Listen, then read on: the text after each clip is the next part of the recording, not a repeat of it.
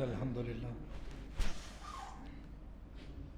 الحمد لله نحمده ونستعينه ونستغفره ونعوذ بالله من شرور أنفسنا ومن سيئات أعمالنا من يهده الله فلا مضل له ومن يضلل له فلا هادي له أشهد أن لا إله إلا الله وحده لا شريك له وأشهد أن محمدا عبده ورسوله أما بعد أعوذ بالله من الشيطان الرجيم بسم الله الرحمن الرحيم يا أيها الذين آمنوا اتقوا الله وقولوا قولا سديدا يا أيها الذين آمنوا اتقوا الله حق تقاته ولا تموتون إلا وأنتم مسلمون எல்லா புகழும் புகழ்ச்சியும் நம்மையும் அகிலத்தையும் படைத்து பரிபாலிக்கக்கூடிய அல்லாஹ்வுக்கே உரியதானது. அவனுடைய சாந்தியும் சமாதானமும் எம்பெருமானா நபிகள் நாயகம் ஸல்லல்லாஹு அலைஹி வஸல்லம் அவர்கள் மீதும் அவருடைய குடும்பத்தார் மீதும் அந்நாளிலே வாழ்ந்து மரணித்த உத்தம சத்திய சஹாபாக்கள் மீதும் சஹாபிய பெண்மணிகள் மீதும் குறிப்பாக அல்லாஹ்வுடைய மார்க்கத்தை அறிந்து கொள்வதற்காகவும் நமக்கெல்லாம் கடமையாக்கப்பட்ட ஜுமாவுடைய கடமையை நிறைவேற்றுவதற்காகவும் அல்லாஹ்வுடைய ஆலயத்திலே ஒன்று கூடி அமர்ந்து கொண்டிருக்கும் நம் அனைவர் மீதும் வல்ல இறைவனுடைய வற்றா கருணையும் அருளும் ரஹமத்தும் என்றென்றும் நின்று நிலவட்டுமாக. கண்ணியத்துக்குரிய ஏக இறைவனாகிய எல்லாம் வல்ல அல்லாஹ்வின் நல்லடியார்களே, என் அருமை இஸ்லாமிய சகோதர சகோதரிகளே, அல்லாஹ்வுடைய பேரருளால் அவனுடைய மார்க்கத்தை நாம் எல்லாம் அறிந்து கொண்டு எதை நாம் அறிந்து கொண்டோமோ அதை நம்முடைய வாழ்வில் நாம் கடைபிடித்து இவ்வுலகத்தில் நாம் எல்லாம் முஸ்லீம்களாக வாழ்ந்து கொண்டிருக்கின்றோம். இவ்வாறு வாழக்கூடிய நாம் ஒவ்வொருவரும் இந்த உலகத்தில் நம்முடைய வாழ்க்கையை எவ்வாறு நாம் அமைத்துக் கொள்ள வேண்டும் என்றால், திருமறை குர்ஆன் நமக்கு எவ்வாறு இந்த உலகத்தில் நம்முடைய வாழ்க்கையை அமைத்துக் கொள்ள வேண்டும் என்று உபதேசிக்கின்றதோ அதன் அடிப்படையில் நபிகள் நாயகம் ஸல்லல்லாஹு அலைஹி வஸல்லம் அவர்கள் எவ்வாறு தன்னுடைய வாழ்க்கை அமைத்து கொண்டு வாழ்ந்து நமக்கு பாடமாக எடுத்துரைத்தார்களோ அதுபோன்ற வாழ்க்கையை தான் இந்த உலகத்தில் நாம் ஒவ்வொருவரும் அமைத்து கொள்ள கடமைப்பட்டிருக்கின்றோம். அல்லாஹ்வுடைய தூதர் ஸல்லல்லாஹு அலைஹி வஸல்லம் அவர்கள் சொன்ன திருமறை குர்ஆன் போதிக்கக்கூடிய ஒவ்வொரு உபதேசங்களையும் அதை முழுமையாக அறிந்து கொண்டு தன்னுடைய வாழ்வில் முழுமையாக கடைபிடித்து அதன் மூலமாக நன்மை பெற்றவர்கள்தான் ஏராளமான சஹாபாக்களும் சஹாபிய பெண்மணிகளும். அவர்களுடைய நோக்கம் என்னவாக இருந்தது என்று சொன்னால், நன்மை கிடைக்கும் என்கின்ற ஒரு வார்த்தை, நன்மை என்று சொல்லக்கூடிய ஒரு உபதேசத்தை அல்லாஹ்வுடைய தூதர் அவர்கள் மத்தியிலே எடுத்துரைப்பார்கள் என்று சொன்னால், அந்த நன்மைகளை முழுமையாக பெற வேண்டும், நபிகளார் சொல்லக்கூடிய அந்த வாழ்க்கை இந்த உலகத்தில் நாம் அடைய வேண்டும், அதை கடைபிடிக்க வேண்டும் என்கின்ற ஒரு ஆர்வம் நபி தோழர்கள் தோழியர்கள் மத்தியிலே அதிகமாக இருந்தது. அப்படி அந்த ஆர்வத்தோடு ஆசையோடு இருந்தவர்கள்தான் உலகத்தில் பல்வேறு விதமான நன்மையான காரியங்களை நோக்கி இந்த மார்க்கத்திற்காக நன்மைக்காக அல்லாஹ்வுக்காக தன்னுடைய உயிரை தன்னுடைய பொருளை தன்னுடைய வாழ்க்கையை அனைத்தையும் ஏராளமான நபி தோழர்கள் தோழியர்கள் தியாகம் செய்ததை வரலாற்றில் நாம் பார்க்க முடிகின்றது. நன்மை என்று சொன்னாலே அதை அடைவதற்காக எத்தகைய சிரமங்களை சந்திப்பதாக இருந்தாலும் எத்தகைய கஷ்டங்களை அவர்கள் சந்திக்கக்கூடியவர்களாக இருந்தாலும் அதையெல்லாம் பெரிதாக அவர்கள் எடுத்துக்கொள்ளாமல் நன்மை அல்லாஹ் தரக்கூடிய அந்த பொக்கிஷத்தை நாம் பெற வேண்டும் என்கின்ற ஒரு நோக்கத்தோடு தான் சஹாபாக்களும் சஹாபிய பெண்மணிகளும் பயணித்தார்கள் வரலாறு நமக்கு சொல்கின்றது. எந்த அளவிற்கு என்று சொன்னால், அல்லாஹ்வுடைய தூதரவர்களை நோக்கி ஒரு நபித்தோழர்கள், சில நபித்தோழர்கள் வருகிறார்கள். இவர்கள் யார் என்று சொன்னால் ஏழை சஹாபாக்கள் என்று அழைக்கக்கூடியவர்கள். அல்லாஹ்வுடைய தூதருடைய காலகட்டத்தில் முஹாஜிர்கள் அன்சாரிகள் என்று இரண்டு மக்கள் இருந்தார்கள். ஒரு கூட்டம் ஏழையாக, ஏழை என்று சொன்னால் உலகத்துடைய செல்வம் இல்லாதவர்களாக, செல்வம் படைத்தவர்கள் என்று சொன்னால் உலகத்துடைய செல்வத்தை அவர்கள் பெற்றவர்களாக இருப்பார்கள். அப்படி இருக்கக்கூடிய அந்த இரு கூட்டத்தில் ஏழை சஹாபாக்கள் என்று அழைக்கக்கூடிய அந்த சபையில் இருக்கக்கூடிய சிலர் அல்லாஹ்வுடைய தூதரை நோக்கி வருகிறார்கள். வரக்கூடிய அவர்கள் அல்லாஹ்வுடைய தூதரிடத்தில் ஒரு கோரிக்கை வைக்கிறார்கள். அது என்ன கோரிக்கை என்று சொன்ன, நபிகளாரை சந்தித்தவுடன் அந்த ஏழை சஹாபாக்கள் சொல்கிறார்கள், அல்லாஹ்வுடைய தூதரே, நாம் என்னென்ன நன்மைகளை இந்த உலகத்தில் செய்கின்றோமோ, அல்லாஹ்வை வணங்கக்கூடிய அந்த வணக்கம், தொழுகை, நோன்பைக்கக்கூடிய அந்த நோன்புகள், இப்படி என்னென்ன கடமையான செயல்கள் இருக்கின்றதோ, அல்லாஹ்வும் நீங்களும் நமக்கு என்னென்ன கற்றுத்தந்தீர்களோ அவை அனைத்தையும் நாம் இந்த உலகத்தில் கடைபிடித்துக் கொண்டிருக்கின்றோம். அதன் மூலமாக நாம் நன்மையும் பெற்றுக் கொண்டிருக்கிறோம். எப்படி இந்த செயல்களை எல்லாம் செய்து அல்லாஹ்விடத்திலே நன்மைகளை நாம் பெற்றுக் கொண்டிருக்கிறோமோ, அதே போன்றுதான் நம்மோடு இருக்கக்கூடிய நம் தோழர்கள். இதில் நாம் என்ன புரிந்து கொள்ளக்கூடாது என்று சொன்ன, ஏதோ சஹாபாக்கள் அவர்களை பார்த்து பொறாமைப்பட்டாங்க, அவர்களை பார்த்து கோபப்பட்டாங்க, இப்படி நம்ம புரிந்து கொள்ளக்கூடாது. அவர்கள் வைக்கக்கூடிய கோரிக்கை என்னன்னு சொன்னா, நன்மையில் நாமும் முந்திக் கொள்ள வேண்டும், அவர்களுக்கு நிகராக நாமும் நன்மை பெற வேண்டும் என்கின்ற ஒரு ஆர்வத்தோடு நபிகளாரிடத்தில் சொல்கிறார்கள், நாம் எத்தகைய நன்மையான காரியங்கள் செய்து அல்லாஹ்வை வணங்கக்கூடிய அந்த வணக்கங்களை செலுத்தி உலகத்தில் அல்லாஹ் தரக்கூடிய நன்மைகளை நாம் பெற்றுக் கொண்டிருக்கிறோமோ, அதே போன்ற நன்மையான காரியங்களை, செயல்களை செய்து நம்மை போலவே நன்மைகளை நம்மோடு இருக்கக்கூடிய செல்வம் படைத்த அந்த நபித்தோழர்கள் அவர்களும் இந்த நன்மையை பெற்றுக் கொண்டிருக்கிறார்கள். அப்ப நன்மைகளை இவர்கள் இருவரும் பெற்றுக் கொண்டிருக்கக்கூடிய நேரத்தில் அல்லாஹ்வுடைய தூதரத்தில் இந்த ஏழை சஹாபாக்கள் என்ன சொல்ல வருகிறார்கள் என்று சொன்ன, அடுத்ததாக சொல்றாங்க, அல்லாஹ்வுடைய தூதரே, நாம் எத்தகைய நன்மைகளை பெறுகின்றோமோ அத்தகைய நன்மைகளை அவர்களும் பெறுகிறார்கள். ஆனால் அல்லாஹ் ரப்புல் ஆலமீன் அவர்களுக்கு இந்த உலகத்தில் உலக செல்வத்தை நம்மை விட கூடுதலாக அதிகமாக கொடுத்துட்டான். அவரிடத்தில் அல்லாஹ் கொடுத்த அந்த செல்வம் இருக்கின்றது. அந்த செல்வத்தை வைத்து அவர்கள் அல்லாஹ்வின் பாதையிலே தான தர்மங்களாக செய்து அதன் மூலமாக நம்மை விட சற்று கூடுதலான நன்மைகளை அவர்கள் பெற்றுக் கொண்டிருக்கிறாங்க. அல்லாஹ் அந்த வாய்ப்பு நமக்கு கொடுக்கல. செல்வத்தை அவர்களுக்கு கொடுத்திருக்கிறார். அதை கொடுத்த செல்வத்தை அல்லாஹ்வின் பாதையிலே செலவு செய்து அவர்கள் கூடுதலான, நம்மை விட கூடுதலான நன்மைகள் அவர்கள் பெற்றுக் கொண்டிருக்கிறார்கள். அவர்களுக்கு நிகராக நாமும் நன்மைகளை இந்த உலகத்தில் அறுவடை செய்ய வேண்டும், பெற வேண்டும். அதற்கு ஒரு வழியை காட்டுங்க, ஒரு உபதேசம் செய்யுங்க. அல்லாஹ்வுடைய தூதரிடத்தில் அவர்களுக்கு நிகராக என்ன சொல்லல, அல்லாஹ் அவர்களுக்கு செல்வத்தை கொடுத்துட்டான். அவர்களை போலவே அல்லாஹ்விடத்தில் துஆ செய்து அவர்களை விட அதிகமாக அல்லது அவர்களுக்கு நிகராக அந்த செல்வத்தை நீங்க வாங்கி கொடுங்க அப்படின்னு போய் சொன்னாங்களா? அப்படி சொல்லியிருந்தா கண்டிப்பா என்ன செய்யலாம், அவர்கள் பொறாமைப்பட்டார்கள் என்று சொல்லலாம். ஆனா இந்த சஹாபாக்கள் அல்லாஹ்வுடைய தூதரத்தில் வைக்கக்கூடிய கோரிக்கை என்னவென்று சொன்னா, அவர்களுக்கு நிகராக நாமும் நன்மை பெறணும். அந்த நன்மை பெறுவதற்காக அல்லாஹ்வுடைய தூதரே நாம என்ன செய்யணும், அதற்கு ஒரு வழி காட்டுங்கன்றாங்க. உடனே ரசூலுல்லாஹ் சொல்றாங்க, அப்ப அவர்களுக்கு நிகராக நீங்களும் நன்மை பெற வேண்டும் என்று சொன்னால் அப்ப நீங்க என்ன செய்யணும், ஒவ்வொரு ஃபர்லான தொழுகைக்கு பிறகு நமக்கு ஐவேளை கடமையாக்கப்பட்ட தொழுகை இருக்குல்ல, இந்த ஒவ்வொரு ஃபர்லான தொழுகைக்கு பிறகு நீங்கள் அல்லாஹ்வுக்கு zikr செய்யணும். சுப்ஹானல்லாஹ் 33 முறை சொல்லுங்க, அல்ஹம்துலில்லாஹ் 33 முறை சொல்லுங்க, அல்லாஹ் அக்பர் 34 முறை சொல்லுங்க.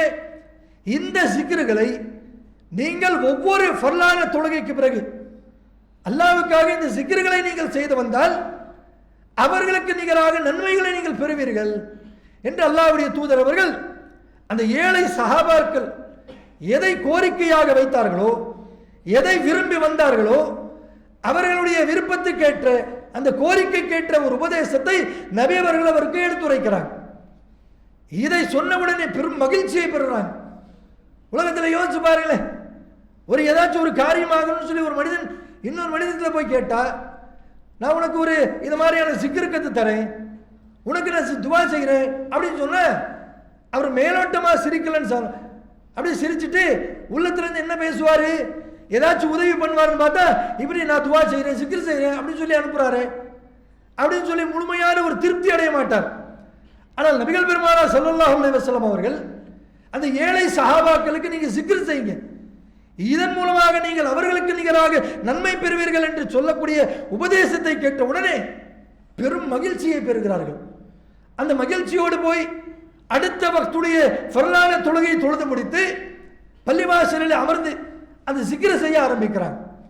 இப்படி செய்யக்கூடிய நேரத்தில் செல்வம் படைத்த சஹாபாக்கள் இவருடைய நண்பர்கள் தானே, அந்த நண்பர்கள் பார்த்துக்கிட்டு இருக்காங்க. ஒரு முறை, இரண்டு முறை, மூன்று முறை இப்படி பார்த்து கொண்டிருக்கக்கூடிய அவர்கள் ஒரு கட்டத்தில் ஏழை சஹாபாக்களை நோக்கி கேட்கிறாங்க, என்ன செய்றீங்க, பள்ளிவாசலில் நீங்கள் தொழுதுட்டு போகக்கூடிய ஆள் தானே, இப்படி போகாம கொஞ்ச நாள பார்க்குறோம், உட்கார்ந்து ஏதோ செய்றீங்களா, என்ன செய்றீங்க அப்படின்னு சொன்ன உடனே சஹாபாக்களை பொறுத்தவரை என்ன செய்ய மாட்டார்கள் என்று சொன்ன, பொய் பேசக்கூடியவர்களாக இருக்க மாட்டாங்க, மூடி மறைக்கக்கூடிய இப்படிப்பட்ட காரியங்களை நபி தோழர்கள் தோழியர்கள் செய்ய மாட்டார்கள். செல்வம் படைத்த சஹாபாக்கள் கேட்ட உடனே ஏழை சஹாபாக்கள் அல்லாஹ்வுடைய தூதரிடத்தில் எதை கேட்டு அறிந்து கொண்டார்களோ, எதை அறிந்து கொண்டு தன்னுடைய வாழ்வில் கடைபிடித்துக் கொண்டிருக்கிறார்களோ அந்த செயலை அப்படியே அந்த செல்வம் படைத்த சஹாபாக்களிடத்தில் சொல்லிடுறாங்க. சொன்ன உடனே அவர்களும் எப்படிப்பட்டவர்கள், நன்மையில் முந்திக் கொள்ளணும், நன்மை கிடைக்கும் என்று சொன்னால் அந்த செயலை செய்யணும், நன்மையை முழுமையாக பெறணும் என்கின்ற ஆர்வம் கொண்டவர்கள். ஏழை சஹாபாக்கள் சொன்ன உடனே அடுத்த வக்துடைய தொழுகையில் ஃபர்லான தொழுகை தொழுது ஏழை சஹாபாக்கள் எப்படி அந்த சிக்கர்களை செய்து அமர்ந்து கொண்டிருக்கிறார்களோ அதே போன்று இவர்களும் பள்ளிவாசலில் அமர்ந்து அல்லாஹ்வுக்கு இந்த சிக்கர்களை செய்ய ஆரம்பிச்சிடறாங்க. ஏழை சஹாபாக்கள் பார்க்குறாங்க, இது என்னப்பா இது, நாம் போய் ரசூலுல்லாஹ்விடத்தில் போய் ஒரு விஷயத்தை கேட்டுட்டு வந்து செய்கிறோம், நன்மை இவர்களுக்கு நிகராக பெறணும்னு ஆசைப்பட்டோம், இவங்க நம்மிடத்தில் கேட்டுக்கிட்டு இவங்களை செய்ய ஆரம்பிச்சிட்டாங்களே, அப்போ நம்மை விட மறுபடியும் இவங்க முந்திட்டாங்களே, என்ன செய்யறது, மறுபடியும் போகிறாங்க ரசூலுல்லாஹ்விடத்தில் போய் அல்லாஹ்வுடைய தூதரத்தை சொல்கிறாங்க, யார ரசூலுல்லாஹ், இப்படி நாம் சிக்கர்கள் செய்து கொண்டிருந்தோம், இவர்கள் வந்தார்கள், தோழர்கள் வந்தார்கள், கேட்டார்கள், நாம் சொன்னோம், சொன்ன பிறகு அடுத்த வக்துடைய தொழுகை தொழுது விட்டு அவர்களும் அந்த சிக்கர்களை செய்ய ஆரம்பித்தாங்க, மறுபடியும் நம்மை முந்தி விட்டார்கள், அல்லாஹ்வுடைய தூதரே அடுத்த ஏதாச்சும் ஒரு உபதேசம் செய்யுங்க. அவர் ரசூலுல்லாஹ் சிரிச்சுக்கிட்டே சொல்றாங்க, அடுத்த உபதேசம் இல்லப்பா, அல்லாஹ் அவர்களுக்கு அந்த நன்மை நாடிட்டான், அல்லாஹ் உங்களுக்கு இத்தனை நன்மை நாடிட்டான், அவ அல்லாஹ் எதை நாடினானோ அந்த செயலை செய்து கொண்டு அந்த நன்மையோடு நீங்க மகிழ்ச்சியா இருங்க. அப்ப இந்த தகவல் சஹாபாக்கள் செய்த இந்த ஒரு செயல் இருக்குல்ல, இந்த செயல் நமக்கு தரக்கூடிய செய்தி என்ன, நமக்கு தரக்கூடிய பாடம் என்ன? சஹாபாக்கள் நம்முடைய முன்னோர்கள் தானே, சஹாபாக்கள் சஹாபிய பெண்மணிகள் என்று சொன்ன அவங்க வேற யாரும் என்று சொல்ல முடியாது, அவருடைய சங்கதிகள் தான் நாம, அவருடைய பிள்ளைகளாக இருப்போம் நாம. அப்படிப்பட்ட நம்முடைய முன்னோர்களாக இருக்கக்கூடிய அவர்கள் நன்மை பெறக்கூடிய வாய்ப்பு கிடைக்கும் என்று சொன்னால், இந்த செயலின் மூலமாக அல்லாஹ் உங்களுக்கு நன்மை வழங்குவான் என்று சொன்னால், அந்த நன்மையை முழுமையாக பெறுவதற்காக எத்தகைய ஆர்வம் கொண்டவர்களாக இருந்தாங்க. எதை சொன்னார்களோ அதை அப்படியே கடைபிடித்து அல்லாஹ்விடத்தில் அந்த கூலியை பெறுவதற்காக எத்தகைய தியாகம் செய்தார்கள், வரலாறு நமக்கு சொல்கின்றதா இல்லையா? இந்த ஆர்வம் நம்மிடத்தில் இருக்க வேண்டும். நபிகள் நாயகம் ஸல்லல்லாஹு அலைஹி வஸல்லம் மனைவி அன்னை ஆயிஷா ரலியல்லாஹு அன்ஹா அவரிடத்தில் 2 வயதான மூதாட்டியர்கள், யூத பெண்மணிகிறவர்கள், அந்த வயதான மூதாட்டியர்கள் அன்னை ஆயிஷா அவருடைய வீட்டுக்கு வந்து உட்கார்ந்து பேசிட்டு இருக்காங்க. பேசக்கூடிய நேரத்தில் அன்னை ஆயிஷாவிடத்தில் இந்த 2 மூதாட்டியர்கள் ஒரு 2 கேள்வியை கேட்குறாங்க. என்ன கேள்வி என்று சொன்னால், முதல் கேள்வி கேட்குறாங்க அந்த ஆயிஷாவிடத்தில், ஆயிஷாவே, அல்லாஹ் ரப்புல் ஆலமீன் உலகத்தில் ஒருவர் வாழ்ந்து மரணித்து விட்டார் என்று சொன்னால் அவருக்கு நாளை மறுமையில் நல்ல மனிதனாக இந்த உலகத்தில் நல்ல மனிதனாக வாழ்ந்து அவர் மரணித்திருந்தால் அவருக்கு நாளை மறுமையில் அல்லாஹ் ரப்புல் ஆலமீன் சுவனத்தை தருவான், பெரும் மகிழ்ச்சியை வாரி வழங்குகின்றான். யார் ஒருவர் இந்த உலகத்தில் கெட்ட மனிதனாக வாழ்ந்து மரணிக்கிறாரோ அவருக்கு நாளை மறுமையில் அல்லாஹ் ரப்பல் ஆலமீன் நரகத்தில் தள்ளி விடுவான், நரக வேதனை தருவான். இது உங்களுக்கு தெரியுமான்னு கேட்கிறாங்க. ஆயிஷா நாயகிக்கு இந்த செய்தி தெரியும். அல்லாஹ்வுடைய தூதர் அவர்கள் சொன்ன அந்த உபதேசங்களை கேட்டு இந்த தகவலை ஆயிஷா நாயகி அவர்கள் அந்த நேரத்தில் அறிந்து வைக்கிறாங்க. உடனே இந்த மூதாட்டியர்கள் கேட்ட உடனே ஆயிஷா நாயகி சொல்றாங்க, ஆமா இது தெரியுமே, யாரெல்லாம் இந்த உலகத்தில் நல்லடியார்களாக நல்ல மனிதர்களாக அல்லாஹ் எப்படி வாழ சொல்கின்றானோ, எதையெல்லாம் கடமையாக்கினானோ, எதையெல்லாம் ஹராமாக்கினானோ அதையெல்லாம் தடுத்து கொண்டு, எதையெல்லாம் ஹலாலாக்கினானோ அதையெல்லாம் ஏற்றுக்கொண்டு நல்ல மனிதர்களாக வாழ்ந்து மரணிக்கக்கூடியவர்களுக்கு அல்லாஹ் நாளை மறுமையில் சுனத்தை தருவான். யாரெல்லாம் இந்த உலகத்தில் கெட்ட மனிதர்களாக அல்லாஹ்வை வணங்காதே இப்படி கெட்ட மனிதர்களாக வாழ்ந்து மரணிக்கக்கூடியவர்களுக்கு அல்லாஹ் நாளை மறுமையில் நரகத்தை தருவார். இது அல்லாஹ்வுடைய தூதர்கள் சொன்னதை நான் அறிந்து வைத்திருக்கின்றேன், இந்த செய்தி எனக்கு தெரியும்னு சொல்றாங்க. சொன்ன உடனே இரண்டாவது கேள்வி கேட்கிறாங்க, இது தெரியுமா உங்களுக்கு? அல்லாஹ் ரப்பல் ஆலமீன் நாளை மறுமைக்கு முன்பாக ஒரு மனிதன் மரணித்து விட்டான், மரணித்த பிறகு மண்ணறையில் அடக்கம் செய்யப்பட்ட பிறகு அந்த மனிதனுக்கு அல்லாஹ் ரப்பல் ஆலமீன் அந்த மனிதன் நல்ல மனிதனாக இருந்தால் மண்ணறையிலே சுவனத்துடைய அந்த மகிழ்ச்சியை, சுவனத்துடைய அந்த இன்பத்தை அல்லாஹ் ரப்பல் ஆலமீன் மண்ணறையில் தருகின்றான். கெட்ட மனிதனாக இருந்தால் மண்ணறை இருக்கிற கபர், அந்த கபரில் அவர்களுக்கு கடும் வேதனையை வைத்திருக்கிறார். இது உங்களுக்கு தெரியுமான்றான். இதை சொல்லும் பொழுது ஆயிஷா நாயகிக்கு இந்த தகவல் தெரியல, என்ன சொல்றது தெரியல. சொல்லக்கூடியவர்கள் வயதான மூதாட்டியர்கள், ஆனால் யூத பெண்மணியாக இருக்கிறாங்க. அப்ப ஆயிஷா நாயகி என்ன செய்யறாங்க, அவர்களுக்கு எந்த ஒரு பதிலும் சொல்லலை, தெரியும்னு சொல்ல தெரியாதுன்னு கூட சொல்லலை. அப்படியே வேற ஒரு பேசிவிட்டு அப்படியே மாற்றி அந்த இரண்டு மூதாட்டியர்கள் தன்னுடைய வீட்டை விட்டு சென்று விடுகிறார்கள். எவ்வளவு ஆர்வம் பாருங்க. ஆயிஷா நாயகி அந்த மூதாட்டிகள் சென்ற பிறகு தன்னுடைய வீட்டுக்குள்ள அப்படியே உட்காராம ஒரு இடத்துல நிற்காம அல்லாஹ்வுடைய தூதர் அவர்கள் எப்பொழுது வருவாங்க, வந்தவுடனே இதை கேட்டு உண்மையா பொய்யான்னு தெரிஞ்சுக்கணும்ல. மார்க்கத்தை பற்றி நன்மையான காரியங்களை பற்றி ஒரு செய்தியை கேட்டறிந்து கொண்டால் அதை உடனடியாக தெரிந்து கொள்ள வேண்டும் என்கின்ற ஆர்வம் சஹாபாக்கள் மத்தியிலே மற்ற சஹாபாக்கள் சஹாபிய பெண்மணி மட்டில் எப்படி இருந்ததோ அதை விட பன்மடங்கு கூடுதலாக அன்னை ஆயிஷா அவர்களிடத்திலும் இருந்தது. ரசூலுல்லாஹ்வுடைய வருகைக்கு எதிர்பார்த்து கொண்டிருக்கிறாங்க. அப்படி எதிர்பார்க்கக்கூடிய நேரத்தில் அல்லாஹ்வுடைய தூதர் அவர்கள் வருகிறார். வந்தவுடனே ரசூலுல்லாஹ்விடத்தில் முதல் கேள்வி, வந்தவரை வாங்க உட்காருன்னு சொல்ல, முதல் கேள்வியே தான், அல்லாஹ்வுடைய தூதரே, ஒரு நல்ல மனிதன் மரணித்து விட்டால் மறுமை நாளுக்கு முன்பாக மண்ணறையில் அல்லாஹ் ரப்பல் ஆலமீன் அவருக்கு மகிழ்ச்சியான வாழ்க்கையை வைத்திருக்கிறானாமே, ஒரு மனிதன் இந்த உலகத்தில் கெட்டவனாக வாழ்ந்து மரணித்து விட்டால் அவனுக்கு மறுமைக்கு முன்பாக மண்ணறையில் ஒரு தண்டனை வைத்திருக்கிறானாமே, இது உண்மையான்னு கேட்கிறாங்க. ரசூலுல்லாஹ் சிரிச்சுக்கிட்டே சொல்றாங்க, ஆமா உண்மைதான். இது யார் சொன்னது? உடனே ஆயிஷா நாயகி சொல்றாங்க, இன்னார் சொன்னார்கள். ரசூலுல்லாஹ் அது உண்மைன்றாங்க. அப்ப இந்த செய்தி நமக்கு தரக்கூடிய பாடம் என்ன? ஒரு நன்மையான காரியம், மார்க்கம் சம்பந்தப்பட்ட விஷயம், மன்னரையுடைய வாழ்க்கை, மர்மையுடைய வாழ்க்கை எப்படியெல்லாம் இருக்கின்றது என்று தகவல் தெரிந்து கொண்டால் அதை உடனடியாக இது உண்மையா பொய்யா என்று அறிந்து கொண்டு அதன்படி நம்முடைய வாழ்க்கையை அமைத்துக் கொள்ளணும், நன்மைக்கு முந்திக் கொள்ளணும். நன்மைதான் நாளை மறுமையில் நமக்கு சுவனத்திற்கு அழைத்து செல்லும் என்பதை அவர்கள் அறிந்து கொண்டு அதை நோக்கி சென்றார்களா இல்லையா? அபூ ஹுரைரா ரலியல்லாஹு அன்ஹு அவர்கள், நாம நிறைய ஹதீஸ்களில் இவருடைய பெயரை பார்த்திருப்போம். ஹதீஸ் அல்லாஹ்வுடைய தூதருடைய வாழ்க்கை வரலாற்றை உலகத்திற்கு 5000க்கு மேலாக செய்திகளை கொண்டு கொடுத்தவர் யார்? அபூ ஹுரைரா அவர்கள். இவருடைய வாழ்க்கை எப்படி இருந்தது? ஒருவேளை உணவுக்கு கஷ்டப்பட்டாங்க, அப்படியே மயக்கத்தில் அப்படி விழுந்துருவாங்க, அவ்வளவு சிரமம். அப்படிப்பட்ட சிரமத்திலும் இத்தகைய சிரமங்களை பட்டு அபூ ஹுரைரா அவர்கள் இத்தகைய செய்தி சொன்னார்கள். எப்படி சொன்னார்கள்? பசியோடு பட்டினியோடு அல்லாஹ்வுடைய தூதரோடு வாழ்ந்த அந்த 10 ஆண்டு காலம் தன்னுடைய வாழ்க்கையை அர்ப்பணித்து விட்டார்கள் மார்க்கத்திற்காக, நன்மை பெற வேண்டும் என்பதற்காக. இந்த செயலை நான் செய்தால், உலகத்திற்கு இந்த செய்தியை நான் கொடுத்தால், அல்லாஹ்வுடைய தூதரோடு இருந்து மார்க்கத்தை நாம் அறிந்து கொண்டால் அதற்கு பதிலாக அவருக்கு என்ன கிடைக்க போகுது? அபூ ஹுரைரா அவர்களுக்கு தெரியாதா உலகத்தில் ஏதாச்சும் ஒரு காசு பணத்தை கொடுத்து பெரிய செல்வம் படைத்தவர்களாக மாற போறாரா? அதற்கு ஆசைப்பட்டிருந்தால் அபூ ஹுரைரா அவர்கள் அல்லாஹ்வுடைய தூதரோடு இருந்திருக்க மாட்டாரே. எதை நோக்கி சென்றார்? எதில் ஆர்வம் கொண்டார் என்று சொன்னால், இந்த செயலை செய்தால் அல்லாஹ் நமக்கு நன்மை தருவான், இந்த நன்மை எங்கே பலன் இருக்கும் என்று சொன்னால் நாளை மறுமையில் நான் சுவனத்திற்கு செல்வதற்கு ஒரு மிகப்பெரிய ஒரு பலனாக இருக்கும். நன்மை தான் கான்செப்ட்.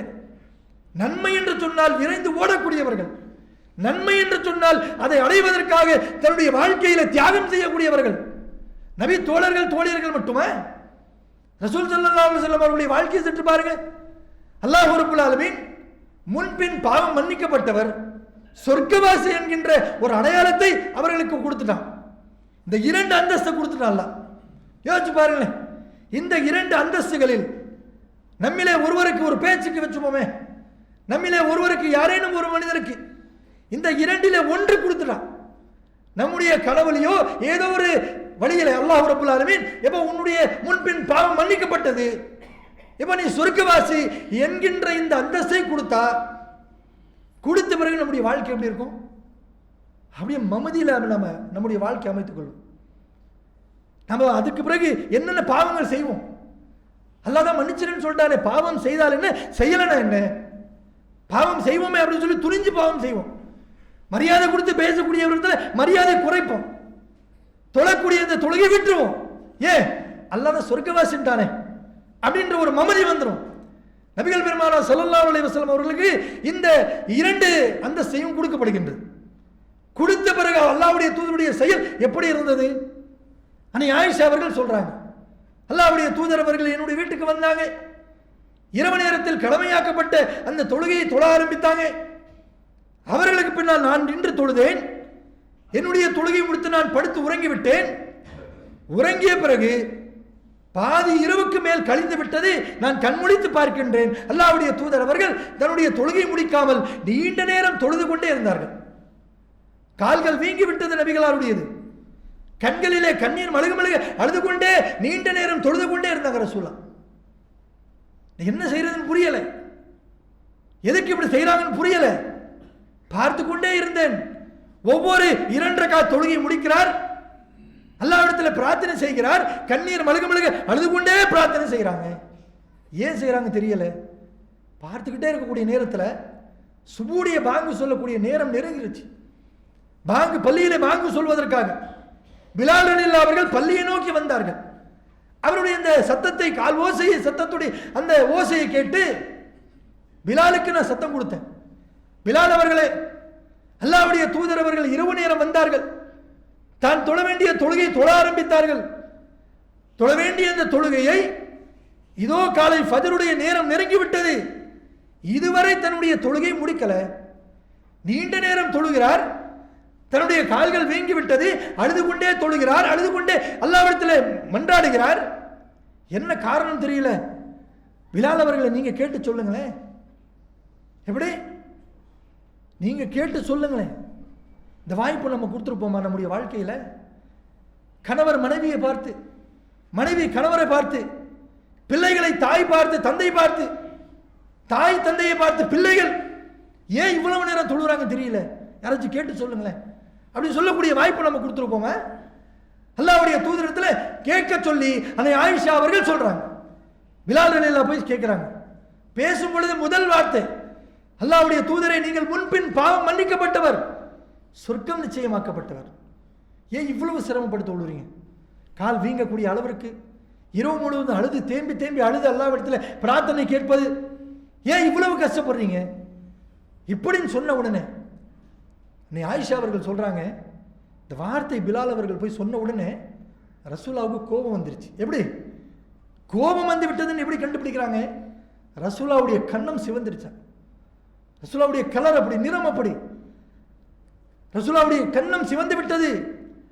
சிவந்த கண்ணத்தோடு அல்லாஹ்வுடைய தூதர் அவர்கள் பிலால் அவர்களை பார்த்து சொல்றாங்க, அரிக்னா பி ஸலாத்தி யா பிலால், ஏன்னா தொழக்கூடாதா? தொழுகைக்கு நீங்க ஒத்துழைப்பு தாங்களே, நான் முழுமைப்படுத்தக்கூடாதா? என்ன காரணம்? அல்லாஹ்வுடைய தூதர் அவர்கள் ஏன் தொழக்கூடாதா? நான் தொழக்கூடியவனுக்கு நீங்க ஒத்துழைப்பு தாங்களே அப்படின்னு சொல்லக்கூடிய வார்த்தை நம்ம கேட்கிறோம். சொல்லக்கூடியவர் யார்? உங்களை போன்று என்னை போன்று ஒரு சாமானிய மனிதனா?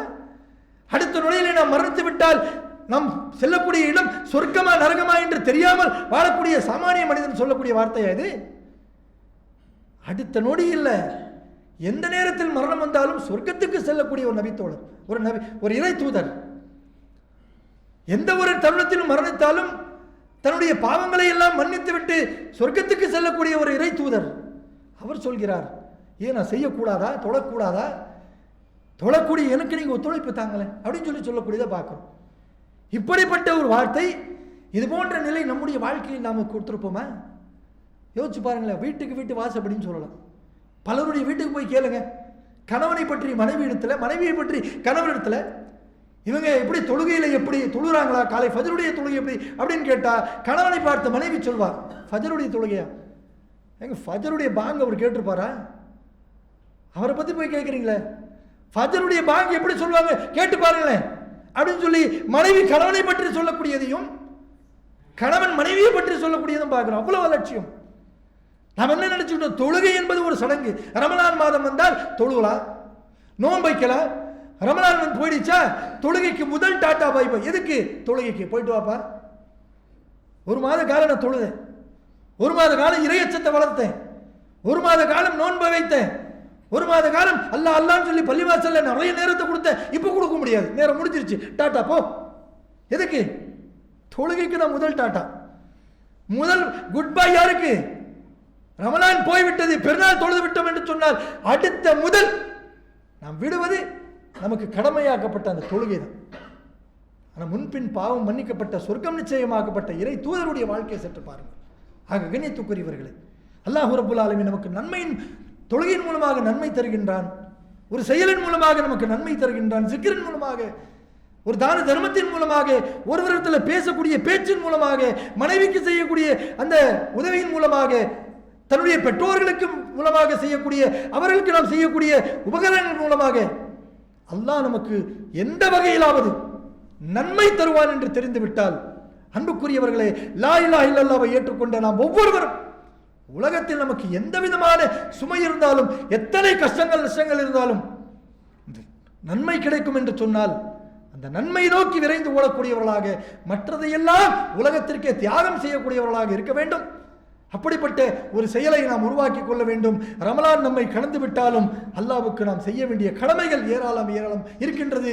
அதில் முக்கியமான ஒரு கடமை, ஐவேளை நாம் தொழக்கூடிய இந்த தொழுகையை ஒவ்வொரு நாளும் மரணிக்கக்கூடிய இந்த கடைசி நொடி வரை இந்த கடமையை நிறைவேற்றி அல்லாஹ் ரப்பல் ஆலமீன் நாம் செய்யக்கூடிய ஒவ்வொரு செயலின் மூலமாக, கடமைகளின் மூலமாக வழங்கக்கூடிய அத்துணை நன்மைகளும் பெற்று நாளை மறுமையில் சுவனத்திற்கு செல்லக்கூடிய நன்மக்களாக வல்ல இறைவன் உங்களையும் என்னையும் ஆக்கி வைப்பானாக என்று கூறி முதல் உரையை முடித்துக் கொள்கிறேன். அஸ்ஸலாமு அலைக்கும் வரஹ்மத்துல்லாஹி வபரகாத்துஹு.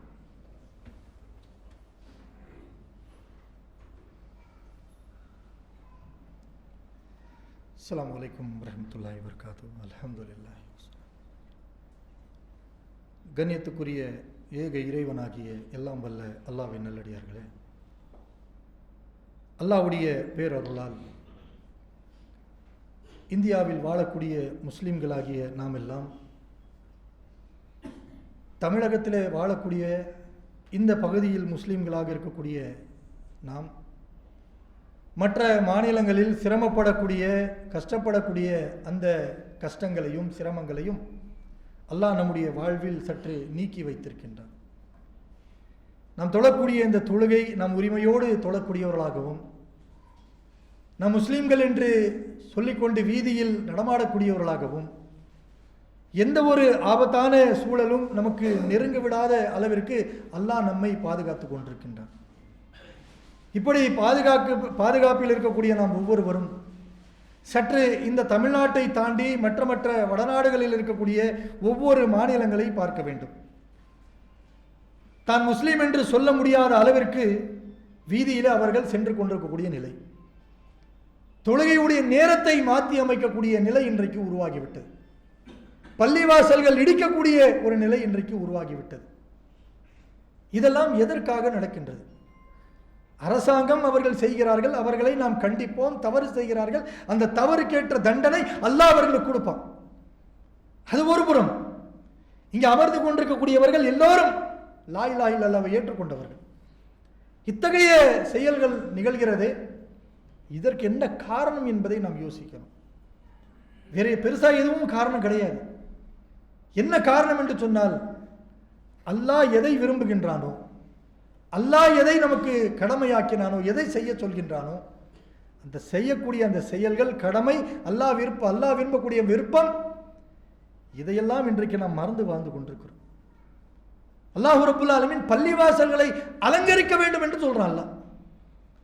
இன்றைக்கு முஸ்லிம்கள், குர்ஆனை அறிந்தவர்கள், தன்னை ஒரு ஆலிம் என்று சொல்லக்கூடியவர்கள், முஸ்லிம்களுக்கு நான் அறிவுரை சொல்லக்கூடியவர்கள் என்று சொல்லக்கூடியவர்கள் பள்ளிவாசல்களை அலங்கரிக்க வேண்டும் என்று அல்லாஹ் விரும்பக்கூடிய அந்த விருப்பத்தை எப்படி புரிந்து கொண்டார்கள்?